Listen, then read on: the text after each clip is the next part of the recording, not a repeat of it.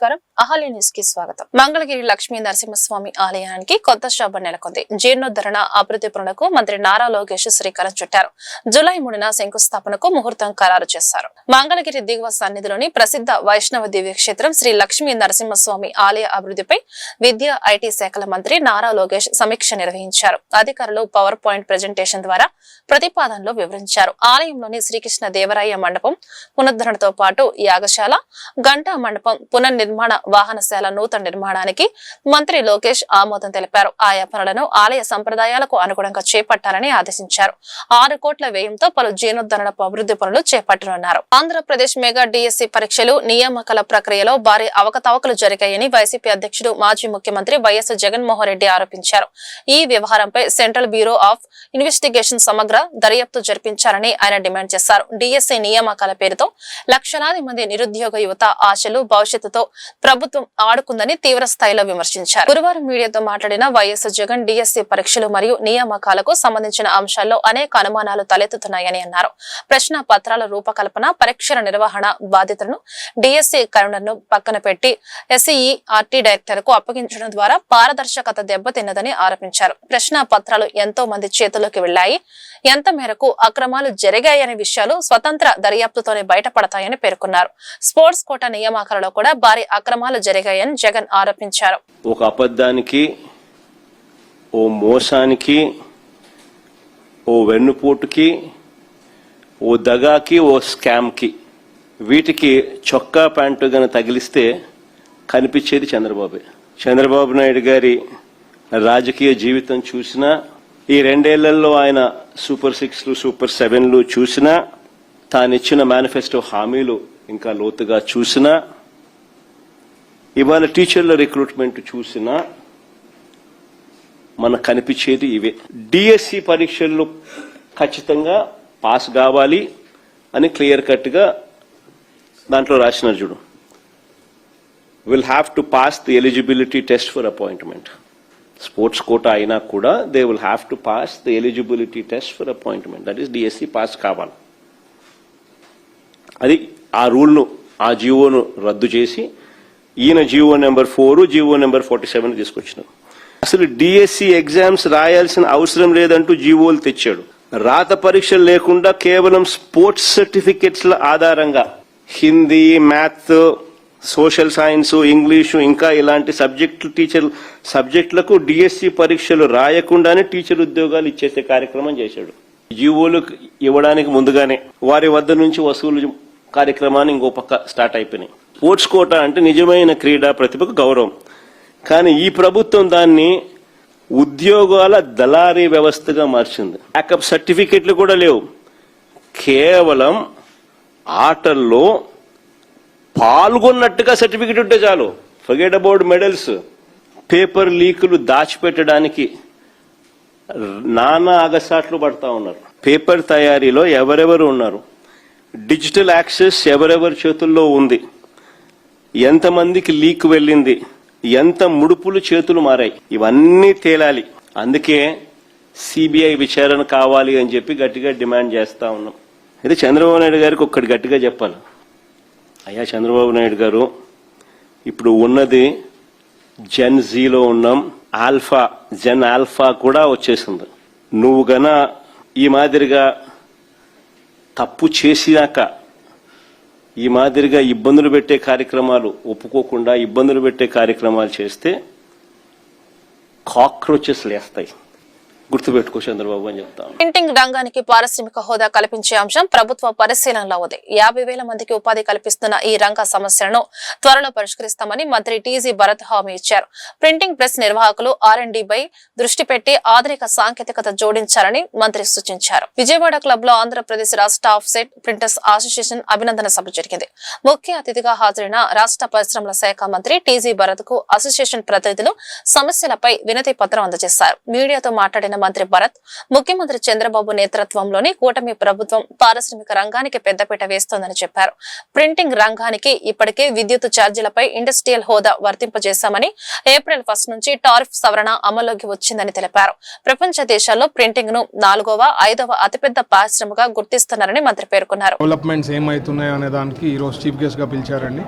I'm so happy to come here and వాళ్ళు కొన్ని points represent చేయడం జరిగింది.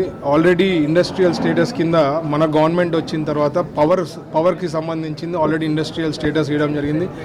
మన April 1, 2026 నుంచి టారిఫ్ రివిజన్ కూడా కావడం జరిగింది. So that's a big thing that Hess been done under hour NDA government, Telugu Desam party, Chandrababu గారి లీడర్షిప్లో. ఇంకా కొన్ని ఇష్యూస్ చెప్పారు, అవి కూడా వర్కౌట్ చేసి ఇండస్ట్రియల్ స్టేటస్ వేరే కంట్రీస్లో ఇండస్ట్రియల్ స్టేటస్ అనేది ప్రింటింగ్కి ఎందుకు సంబంధించిందంటే they are the almost 4th or 5th ఇండస్ట్రీగా పరంగా తీసుకుంటే బ్రాడర్ స్పెక్ట్రమ్లో they are almost like 4th or 5th ప్లేస్లో ఉంటారు. సో వరల్డ్ ఓవర్ అదర్ కంట్రీస్లో ఇండస్ట్రియల్ స్టేటస్ అనేది ఉంది. ఇక్కడ కూడా ఇండియాలో కూడా ఇండస్ట్రియల్ స్టేటస్ తీసుకోవాలని ప్రతి స్టేట్ నుంచి రిప్రజెంట్ చేయమని చెప్పి their request is there, we will work towards it. అది కాకుండా I was always saying that యూనిక్గా ఉండడము, లేటెస్ట్ థింగ్స్ తెలుసుకోవడము, R&D కూడా పెట్టుకొని మైండ్లో ప్రతి ఒక ప్రింటింగ్ ప్రెస్ వాళ్ళు న్యూ థింగ్స్, న్యూ కాన్సెప్ట్స్ తెస్తే they will be very successful అనేది చెప్పడం జరిగింది. So I hope the industries almost in Andhra Pradesh 40,000 to 50,000 people are living on this. So ఖచ్చితంగా మా ఇండస్ట్రీ డిపార్ట్మెంట్ నుంచి ఏ ఇష్యూస్ ఉన్నా we will try to resolve it. ఇది ఏమంటే థింగ్స్ విన్ విన్ ఉండాలి, కంటిన్యూస్ ఫాలోఅప్ ఈజ్ రిక్వైర్డ్. ఎందుకంటే సిస్టమ్ ఈజ్ లైక్ దట్, ఒకసారి ఇచ్చిన వెంటనే ఓవర్ నైట్ సడన్గా కాదు. So sometimes you need good follow up, good push. I hope the association will be in touch regularly with me and will try to resolve as much as possible from the association side. ముద్రణ పరిశ్రమకు విద్యుత్తు commercial కేటగిరీలో ఉండింది. 2011 నుంచి commercial మార్చారు. అంతకుముందు industrial category ఉన్న ముద్రణ పరిశ్రమని 2011లో అప్పటి ప్రభుత్వం సలహాతోటి కమర్షియల్గా మార్చడం జరిగింది. ఇది గత 15 సంవత్సరాలుగా కమర్షియల్గానే ఉండి మేము అధికంగా విద్యుత్ ఛార్జీలు చెల్లించడం జరుగుతుంది. అదే ఈ సంవత్సరం మేము గవర్నమెంట్ వారి సలహాతోటి APRCలో మనం హియరింగ్కి అటెండ్ అయ్యి అక్కడ అడ్వకేట్లని వీళ్ళందరినీ ఏర్పాటు చేసి దీన్ని మళ్ళా కమర్షియల్ నుంచి ఇండస్ట్రీకి మార్చడం జరిగింది. దానికి మన మంచి ప్రభుత్వం కూడా చాలా సహాయం చేసింది. వారందరికీ కూడా నా ధన్యవాదాలు. అట్లాగే ముద్రణ పరిశ్రమని ఒక పరిశ్రమగా ఇప్పుడు దాకా పరిశ్రమగా గుర్తింపు లేదు. ప్రింటింగ్ ఇండస్ట్రీకి ప్రింటింగ్ ఇండస్ట్రీ అంటున్నాం కానీ వాస్తవంగా ఇండస్ట్రీగా గుర్తింపు లేదు. ఆ గుర్తింపు ఇవ్వమని గౌరవ మంత్రివర్యులను కోరాము. అట్లాగే రాష్ట్రంలో నెలకొల్పుతున్న శ్రద్ధలు ఇండస్ట్రియల్ పార్కుల్లో ప్రింటింగ్ పరిశ్రమకి కొన్ని ప్లాట్లు రిజర్వ్ చేసి వారికి ఇవ్వాల్సిందిగా వారిని అభ్యర్థించడం జరిగింది. అట్లాగే మన రాష్ట్రంలో ముద్రణ పరిశ్రమ కార్మికుల కొరత, నిపుణులైన కార్మికులు చాలా ఉంది. ఆ కొరతని అధిగమించడానికి మనం ఒక స్కిల్ డెవలప్మెంట్ సెంటర్ పెడుతున్నాము. ఆ సెంటర్కి కూడా సహకరిస్తానని మంత్రి గారు హామీ ఇచ్చారు. పేద విద్యార్థులకు నాణ్యమైన విద్య అందించడమే రాష్ట్ర ప్రభుత్వ లక్ష్యమని సామాజిక సంక్షేమ శాఖ మంత్రి డోలా బాల వీరాంజనేయ స్వామి అన్నారు. గురుకులాలు, సంక్షేమ హాస్టళ్లలో విద్యా ప్రమాణాల పెంపు, విద్యార్థుల భద్రత, ఆరోగ్యంపై ప్రత్యేక దృష్టి పెట్టాలని సూచించారు. విజయవాడ VR సిద్ధార్థ కళాశాలలో అంబేద్కర్ గురుకులాల DCOలు, ప్రిన్సిపాళ్లు, DDలకు నిర్వహించిన వర్క్ షాప్ లో మంత్రి డోలా బాల వీరాంజనేయ స్వామి ముఖ్య అతిథిగా పాల్గొన్నారు. ఈ సందర్భంగా ఆయన మాట్లాడుతూ పేదలు విద్య ద్వారా సాధికారత సాధించాలన్నదే ముఖ్యమంత్రి నారా చంద్రబాబు నాయుడు సంకల్పమని తెలిపారు. కార్పొరేట్ పాఠశాలలకు దీటుగా అంబేద్కర్ గురుకులాలు, సంక్షేమ హాస్టళ్లలో విద్యా బోధనతో పాటు అన్ని మౌలిక సదుపాయాలు కల్పిస్తున్నామని చెప్పారు. పరీక్షల్లో 100% ఉత్తీర్ణత సాధించడమే లక్ష్యంగా ఉపాధ్యాయులు కృషి చేయాలని సూచించారు. ప్రభుత్వం రూపొందించిన 100 Days యాక్షన్ ప్లాన్, ముస్తాబు కార్యక్రమాలను ప్రతి పాఠశాలలో తప్పనిసరిగా అమలు చేయాలని ఆదేశించారు. ఇవన్నీ కూడా మనం తీసుకెళ్తున్నప్పుడు దానిలో మీరు భాగస్వాములు అవుతున్నారు. ప్రిన్సిపాల్స్ కావచ్చు, సిబ్బంది కావచ్చు. ఈ సంవత్సరం మీ దగ్గర నుంచి నేను గొప్పగా చూసింది 10th క్లాస్ పిల్లలందరి చేత వీలైనంత వరకు మీరు మన ఇంటర్మీడియట్ ఎంట్రన్స్ రాయించారు. చాలామంది అప్పటికి కొంతమంది మిస్ అయ్యారు. డైరెక్టరేట్ నుంచి కూడా హాస్టల్స్లో చాలామంది పిల్లల చేత ఇంటర్మీడియట్ ఎంట్రన్స్ రాయించారు. నా దగ్గరికి రిప్రజెంటేషన్ వస్తుంది సీటు కావాలని. డైరెక్టరేట్లో కూడా ఇలాగ మనం మోటివేట్ చేసిన తర్వాత వార్డెన్స్ ఎగ్జామ్ అప్లై చేయించి రాయించారు. ఒక చేంజ్. ఇంతకుముందు ఎంత అప్పటికి ఈ సంవత్సరం అయితే 90,000+ మనకి ఎంట్రన్స్కి అప్లై చేశారు. ఇంతకు లాస్ట్ ఇయర్ 82 10,000 అడిషనల్గా మనం ఎగ్జామ్ అటెంప్ట్ చేశారు. అంటే అవేర్నెస్ పెరిగింది. చాలామంది మేము ఎగ్జామ్ రాయలేదు, మాకు తెలియదు, మాకు సీటు కావాలి అని ఫలానా స్కూలే మాకు కావాలి, ఆ స్కూల్లో బాగుంటుందంటే అని వస్తున్నారు. I'm very happy. అంటే నేను వచ్చి 2 yearsే, బట్ మీరు సంస్థలో చాలా కాలం నుంచి పనిచేస్తున్నారు. మీ ఎఫర్ట్స్, ఆ ఇన్స్టిట్యూట్లో రిజల్ట్ మన మీద demand. Not only ఎస్సీస్, other than ఎస్సీస్ also. OC మాకు పిల్లలు చదువు కావాలి, ఆర్థిక పరిస్థితి ఇబ్బంది, తండ్రి లేడు తల్లి లేదో, ఏదో పరిస్థితుల్లో మేము కూడా ఆ హాస్టల్లో మాకు ఇవ్వాలని చెప్పేసి సీట్స్ అడుగుతుంటే సోషల్ వెల్ఫేర్ అన్నప్పటికీ మిగిలినటువంటి బీసీ అండ్ ఈబీసీ గురించి కూడా ప్రెజర్స్ ఉన్నాయి. అంటే మనం మన ఇన్స్టిట్యూట్స్కి ఒక బ్రాండ్ ఇమేజ్ క్రియేట్ చేసుకోగలుగుతున్నాం.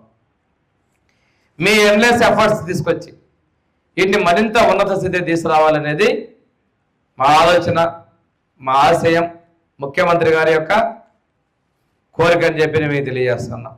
వారు అంటున్నారు ఏం కావాలో చేద్దాం, మనకి మంచి విద్య ఉండాలి, విద్యతో పాటు ఆరోగ్యకరమైన వాతావరణం ఉండాలి.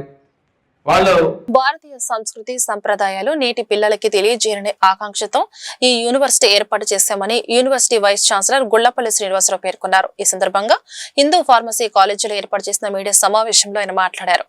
నడిచే దేవుడు శ్రీ చంద్రశేఖరేంద్ర స్వామి వారి పేరు మీద శ్రీ చంద్రశేఖరేంద్ర సరస్వతి విశ్వ మహావిద్యాలయం స్థాపించబడిందని చెప్పారు.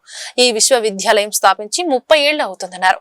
మాజీ ప్రధాని పివి నరసింహారావు దీనిని ప్రారంభించారని చెప్పారు. ఈ యూనివర్సిటీలో ప్రాచీన భారతీయ విద్యా విధానం నేర్పించబడుతుందని తెలిపారు. దీనితో పాటు ఆధునిక విద్యా విధానపు కోర్సులు కూడా నేర్పించబడుతుందని చెప్పారు. అనుభవం కలిగిన అధ్యాపకులచే విద్యార్థులకు విద్యను బోధిస్తున్నామని తెలిపారు. నాణ్యమైన విద్యతో పాటు తక్కువ ఫీజులతో విద్యను అందిస్తున్నాము. ప్రశాంత వాతావరణంలో ఆడ మగ పిల్లలకి సంరక్షితమైన విద్య నేర్పించబడుతుందని చెప్పారు. మహిళలకి ఎల్ఎల్బి మరియు ఆయుర్వేద విద్య, దూర విద్య మా యూనివర్సిటీలో ప్రత్యేకత అని చెప్పారు. ఎంట్రన్స్ ఎగ్జామ్స్ లేకుండా మెరిట్ ద్వారానే యూనివర్సిటీలో ఏ కోర్సులోనైనా జాయిన్ అవ్వవచ్చునని చెప్పారు. నిన్న సతీష్ శర్మ గారు, నేను, డాక్టర్ మధుసూదన్ రావు గారు, మా ప్రిన్సిపాల్, వైస్ ప్రిన్సిపాల్ అందరూ కలిసి ఈ రోజున శ్రీ చంద్రశేఖర సరస్వతి విశ్వవిద్యాలయం కంచీపురం వారు వస్తారని చెప్పి చెప్పడం జరిగింది. దానికి అనుసంధానంగా రోజున పెద్దలు వైస్ ఛాన్సలర్ గుళ్లపల్లి శ్రీనివాస్ గారు కంచిపురం నుంచి వారు వచ్చారు.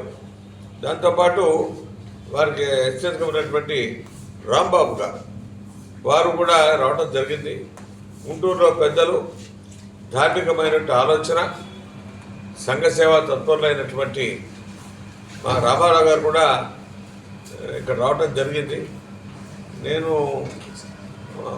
మన వైస్ ఛాన్సలర్ అయినటువంటి గుండపల్లి శ్రీనివాస్ గారిని ఆ వివరాలని చెప్పవలసిందిగా, ఎవరెవరికైతే పిల్లలు ఉత్సుకతో ఉన్నారో, ఏ కోర్సు జాయిన్ కావద్దాం అనుకుంటున్నారో వాళ్ళందరికీ కూడా వారికి అంటే ఇన్ఫర్మేషన్ ఇస్తూ వాళ్ళకి భారతీయ సాంప్రదాయం, హిందూ ఆలోచన పరంపరతో ఉండేటువంటి సంస్కారమైనటువంటి చదువు వారికి రావాలని చెప్పి కంచిపట్టం తీసుకునేటువంటి చర్య ఏదైతే ఉందో ఇది Hindu college pharmacy Hindu college సంస్థలన్నీ కూడా దీన్ని ఆహ్వానం చేస్తున్నాయి. వారికి కూడా కంచిమఠం అంటే చాలా పురాతనమైనటువంటి మఠం కాబట్టి వారు చేసేటువంటి అభిల కృషి ఏదైతే ఉందో అది చాలా ఆనందదాయకం. దాంతోపాటు I just passed out in SES University in the branch of BCE. So ఇక్కడ వచ్చేసరికి నేను చాలా నేర్చుకున్నాను. కొత్త ల్యాబ్స్, డ్రోన్ ల్యాబ్ కూడా స్టార్ట్ చేశారు మొన్న రీసెంట్గానే. సో అందరికీ ప్రతి ఒక్క పిల్లలకి అందులో ఛాన్స్ వస్తుంది. మనం అందులో చాలా నేర్చుకోవచ్చు. రోబోటిక్స్ ల్యాబ్ ఉంది. సో కొత్తగా మళ్ళీ ఫిన్టెక్ ల్యాబ్ అని కూడా స్టార్ట్ చేశారు. కొత్త ల్యాబ్స్ ఎవ్రీ ఇయర్ కొత్త ల్యాబ్స్తో ప్రతిదీ మనం ఇంకా ఏదైనా నేర్చుకోవడానికి ఒక స్కోప్ ఈ యూనివర్సిటీలో ఉంటుందన్నమాట. సో ఈ యూనివర్సిటీలో మళ్ళీ ప్లేస్మెంట్స్ కూడా అన్నీ చాలా బాగుంటాయి. యూనివర్సిటీలో వచ్చేసరికి ప్రతి ఒక్క పిల్లలకి ఛాన్స్ వస్తుందన్నమాట. ఇంకా ఇంటర్వ్యూ స్కిల్స్ ఎట్లా డెవలప్ చేసుకోవాలి అని చెప్పేసి ప్రతి ఒక్క కంపెనీతో మనకి ఫస్ట్గానే ఎలా ఇంటర్వ్యూలో మనం ఎట్లా పార్టిసిపేట్ చేయాలి అని చెప్పి కూడా ముందుగానే క్లాసెస్ కూడా పెడతారు. రెజ్యూమే ఎలా ప్రిపేర్ చేయాలి అని కూడా చెప్తారు. గ్రూప్ డిస్కషన్స్లో ఎలా పార్టిసిపేట్ చేయాలి, ఎలా మనం అందరితో మాట్లాడాలి, కమ్యూనికేషన్ స్కిల్స్ ఎలా ఉండాలి అని కూడా ప్రతిదీ నేర్పిస్తారు. సో మనకి ఇంకా ఇక్కడ చదువుకున్న వాళ్ళు ప్రతి ఒక్కళ్ళు అందరూ సక్సెస్ఫుల్గా యూరోప్ అని చెప్పి ఆస్ట్రేలియా లేదా అమెరికాలో అబ్రాడ్ కంట్రీస్ వెళ్ళి అందరూ సెటిల్ అయ్యి మంచిగా యూనివర్సిటీకి అల్యూమిని స్టూడెంట్స్ లాగా మనకి ఇంకా హెల్ప్ చేస్తూ ఉన్నారు. ప్రతి ఒక్క దాంట్లో మనకి ఇప్పుడు ఏదన్నా స్టార్ట్ అవుతుంది అని అంటే ఇంకా పిల్లలకి ఎక్కువగా ఛాన్సెస్ ఇచ్చేసి మీరు ఇంకా నేర్చుకోవడానికి ఇది స్కిల్స్ మీకు ఏం ఐడియాస్ ఉన్నాయి అని చెప్పి ఇంకా వాళ్ళలో ఉన్న టాలెంట్ ని బయటికి తెస్తారనమాట. వైఎస్ఆర్సీపీ అధినేత వైఎస్ జగన్మోహన్ రెడ్డిపై టీడీపీ జిల్లా అధ్యక్షుడు పిల్లి మాణిక్యరావు చేసిన వ్యాఖ్యలను జిల్లా ఎస్సీ సెల్ నాయకులు తీవ్రంగా ఖండించారు. ఈ సందర్భంగా వైఎస్ఆర్సీపీ ఎస్సీ సెల్ నగర అధ్యక్షుడు పాటిబండ్ల కిరణ్ కుమార్, తూర్పు అధ్యక్షుడు రాజు, పశ్చిమ అధ్యక్షుడు ప్రభు గురువారం జిల్లా వైసీపీ కార్యాలయంలో మీడియాతో మాట్లాడారు. ఎస్సీ వర్గీకరణ ఉద్యమానికి పిల్లి మాణిక్యరావు వెన్నుపోటు పొడిచారని ఆరోపించారు. ఎంఆర్పీఎస్ ను వదిలి డబ్బు కోసం టీడీపీలో చేరాడని ధ్వజమెత్తారు. సొంత సామాజిక వర్గానికి నష్టం చేసి జగన్పై విమర్శలు చేస్తున్నారని మండిపడ్డారు. మెగా డిఎస్సి, దగా డిఎస్సి. మెగా డిఎస్సిలో చెప్పేదేమో 25,000 అంటారు, ఇచ్చేదేమో 16,000. అది ఫస్ట్ స్టార్టింగ్లోనే దగా, అంటే చెప్పేటప్పుడు ఒక మాట, చేసేటప్పుడు ఒక మాట. ఈ రాష్ట్రంలో అధికారంలో రావడం కోసం చంద్రబాబు నాయుడు, మరి పవన్ కళ్యాణ్ గారు, అలానే బీజేపీ, ఈ మూడు కలిసి కూడా మేము నిరుద్యోగ యువతకి అది చేస్తాం, ఇది చేస్తాం, ప్రలోభాలు చెప్పి ఎన్నో వేలని అందరి క్రియేట్ చేసి 16,000 ఇచ్చి 16,000లో కూడా 16 పై చిలుక, దానిలో కూడా అన్ని అవకతవకలే. అవకతవకలు ఎలా జరిగినాయి? స్పెషల్ జీవో వీళ్ళే రిలీజ్ చేస్తారు, మళ్ళీ వెంటనే క్లోజ్ చేస్తారు. ఎందుకని అంటే చెప్పరా, ప్రజలకు చెప్పరా? ప్రజల ద్వారా మీరు ఎన్నుకోబడ్డారు అంటే మీకు ఇచ్చిన 5 కాల సంవత్సరమే, తర్వాత ఇంకా మా ప్రభుత్వం వస్తుంది, మేము దాని మీద విచారణ చేస్తాం. ఈ టాపిక్లో పిల్లి మాణిక్యరావు గారిని దీని గురించి, మెగా డిఎస్సి గురించి ఎస్సీ సామాజిక వర్గం వైఎస్ఆర్ కాంగ్రెస్ పార్టీ తరఫున కలెక్టర్లకి వినతి పత్రం ఇస్తుంది. మీరు జిల్లా అధ్యక్షులుగా ఉండి అదే సామాజిక వర్గానికి చెందినవారు కదా, మరి నిరుద్యోగులు మెగా డిఎస్సి అని చెప్పాం, మనం దగా డిఎస్సి చేసాం అని మీడియా మిత్రులు అడిగితే దానికి ఆయన చెప్పింది ఏంటండి, ఏమన్నారండి అంటే ఆయన పుట్టినరోజు ఎవరో టీడీపీ నాయకులు 4-5 వచ్చారు, ఆయన్ని ఒప్పించారు అంటే జగన్మోహన్ రెడ్డిని తిట్టమన్నారు.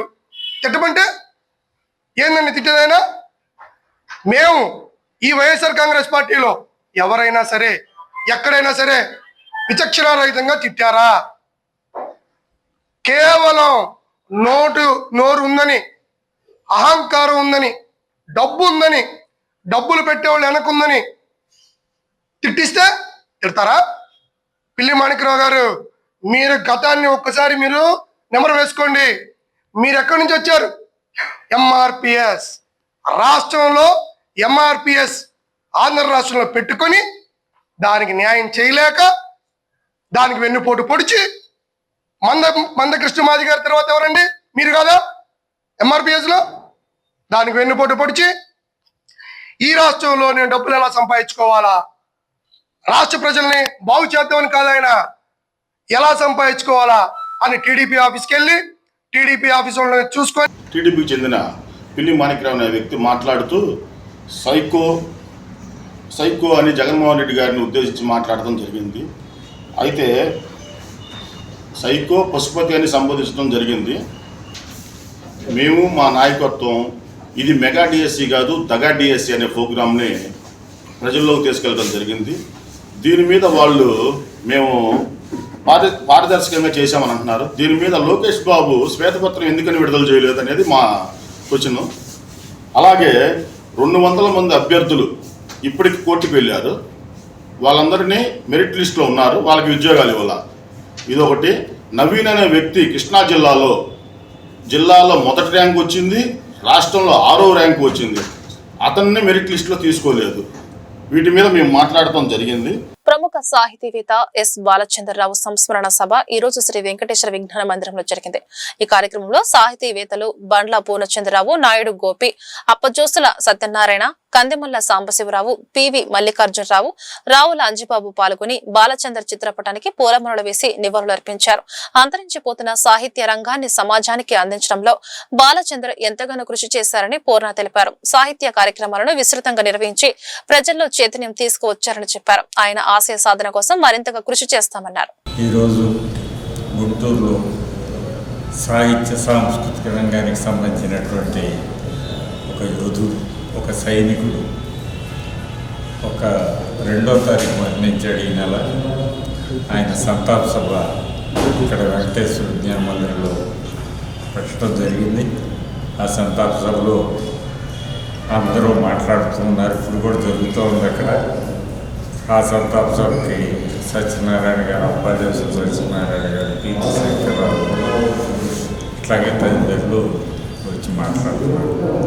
ఇవాళ ఆయన గురించి ఎందుకు మాట్లాడుకోవాలని ఒక ప్రశ్న వేసినప్పుడు ఎవరు పెద్దగా ఇంట్రెస్ట్ చూపుతున్నటువంటి 2 రంగాలు ఉన్నాయి. సాహిత్య రంగం, సాంస్కృతిక రంగం.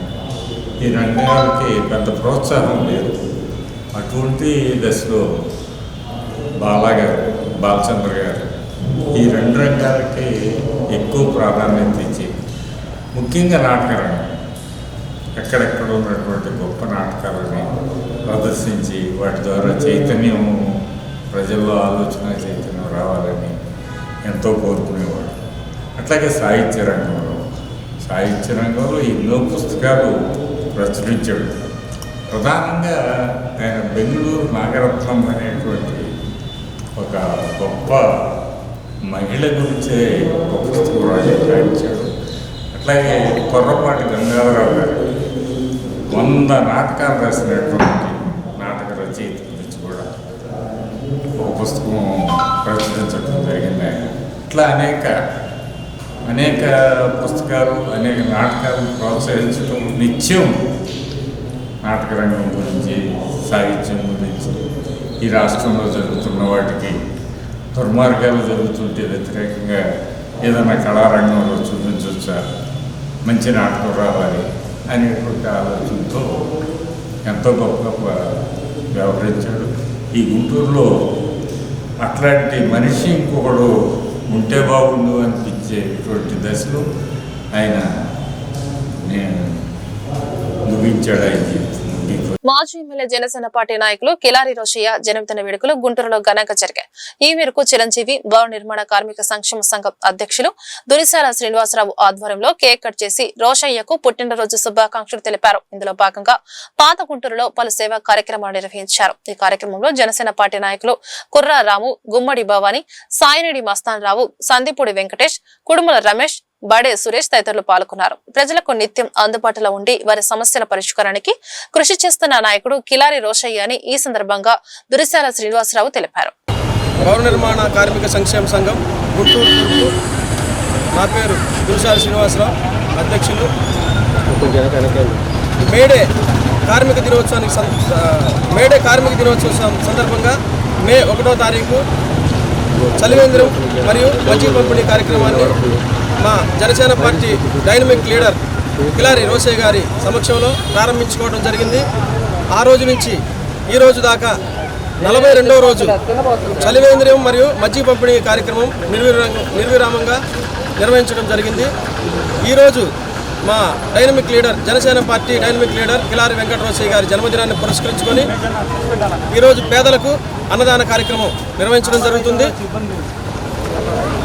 కావున మా జనసేన పార్టీ అధ్యక్షులు పవన్ కళ్యాణ్ గారు ఇలాంటి డైనమిక్ లీడర్ని మా గుంటూరు జిల్లాకి త్వరలోనే అందించి మాకు మంచి సలహాలు సూచనల మేరకు జనసేన పార్టీని ఉన్నతమైన స్థానానికి తీసుకెళ్తారని మనస్ఫూర్తిగా కోరుకుంటున్నాము.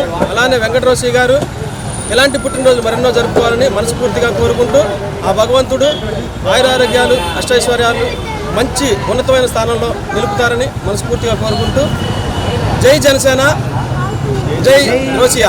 వైజాగ్ స్టీల్ ప్లాంట్ ప్రమాద ఘటనలో వామపక్ష పార్టీ శ్రేణులను ఉద్దేశించి చనిపోయిన వారు మీ కుటుంబ సభ్యులు కాదంటూ మంత్రి నారా లోకేష్ చేసిన వ్యాఖ్యలను ఏఐటీసీ నేత రావుల అంజిబాబు తీవ్రంగా ఖండించారు.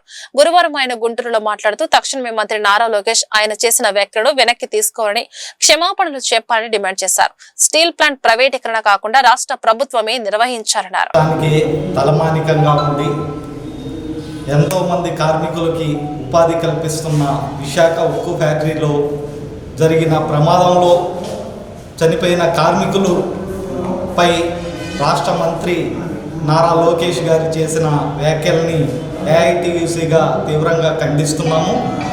మీ ఇంట్లో సభ్యులు కాదు కదా చనిపోయింది అనే తట్టు ఒక రాష్ట్ర మంత్రి మాట్లాడటం చాలా హేమమైన చర్యగా వర్ణిస్తున్నాం. దీన్ని వెంటనే ఉపసంహరించుకోవాలి. అలాగే ఎవరు ప్రశ్నిస్తే గత ప్రతిపక్షం ఎవరైతే ఉన్నారో వాళ్ళని మీరు ప్రతిపక్షమా అనేటట్టు మాటలు కూడా సాగించడం సరికాదనేది కార్మిక వర్గంగా ఆయనకి హెచ్చరిస్తూ, కార్మికులకు జరిగిన అన్యాయానికి తీవ్రంగా రాష్ట్ర ప్రభుత్వం ఇవ్వాల్సిన సదుపాయాలని త్వరితగతిన చెల్లించాలని డిమాండ్ చేస్తున్నాం. కార్మికులు తీసేసిన దాన్ని ప్రైవేటీకరణ చేసిన దాన్ని మేమే ప్రైవేటీకరణ అడ్డుకున్నామనేది దేశంలో ఎన్డీఏ ప్రభుత్వంతో జతకట్టిన కూటమి ప్రభుత్వం స్టీల్ ఫ్యాక్టరీని మేమే కాపాడుతున్నామని చెప్పడం చాలా దుర్మార్గం. ఇప్పటికి కూడా స్టీల్ ఫ్యాక్టరీని అమ్మే దశలో రాష్ట్ర ప్రభుత్వం అందుకు చర్యలు చేపడుతుంది. దానికి సంబంధించిన ముడి సరుకు కానీ ఎటువంటి ప్రయోజనాలు చేకూర్చకుండా దాన్ని వ్యతిరేకిస్తూ మేమే కాపాడుతున్నాం అని చెప్పడం ప్రజల్ని మభ్యపెట్టడం లాంటిది. ఇప్పటికైనా ప్రజలు ఈ రాష్ట్రంలో జరుగుతున్న పరిస్థితులు గమనిస్తున్నారు. దాన్ని గమనించి ఇప్పటికీ స్టీల్ ప్లాంట్ని రాష్ట్ర ప్రభుత్వం ఆధ్వర్యంలో నడిచే విధంగా, దానికి సంబంధించిన ముడి సరుకుని త్వరితగతిన అందించే విధంగా, అక్కడ ఉన్న కార్మికుల్ని తొలగించకుండా. ఈ వార్తలు ఇంతటితో సమాప్తం. నమస్కారం.